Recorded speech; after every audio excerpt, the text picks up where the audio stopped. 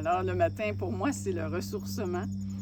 Et puis, je cherche pas à faire le vide parce que pour moi, c'est plutôt le contraire. C'est plutôt faire le plein. Tu sais, je me dis, je me souviens quand j'enseignais la musique, justement, j'avais des vers d'oreille qu'on appelle des petites phrases, des petites chansons qui me revenaient là, d'une façon incroyable. Puis la seule façon de défaire ça, c'était d'écouter pendant 20 minutes de la musique classique.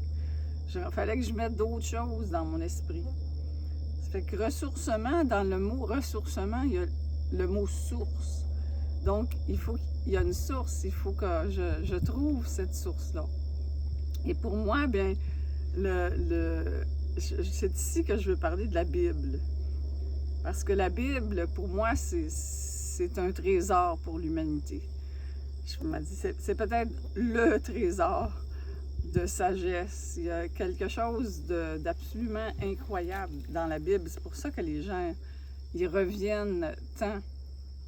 Puis la Bible, je parlais de sagesse tout à l'heure, mais on va l'appeler le peuple de la Bible, depuis longtemps, ils savaient que Dieu, c'était pas le soleil.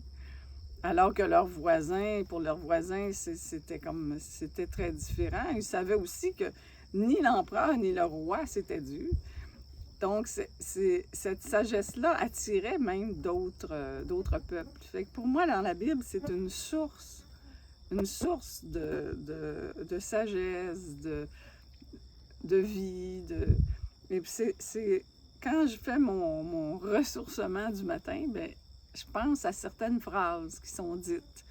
Là, je pense en lien avec la source à Jésus qui parle avec la Samaritaine, qui dit « Si vous saviez le don de Dieu, et il dit « Vous viendriez me voir, vous me demanderiez à boire, parce qu'il dit « Qui vient à moi n'aura jamais soif. » Donc, j'essaie de prendre quelques phrases, hein, « Demandez et vous recevrez. » Puis là, de la laisser descendre, d'y réfléchir. Puis c'est ça qui est nourrissant.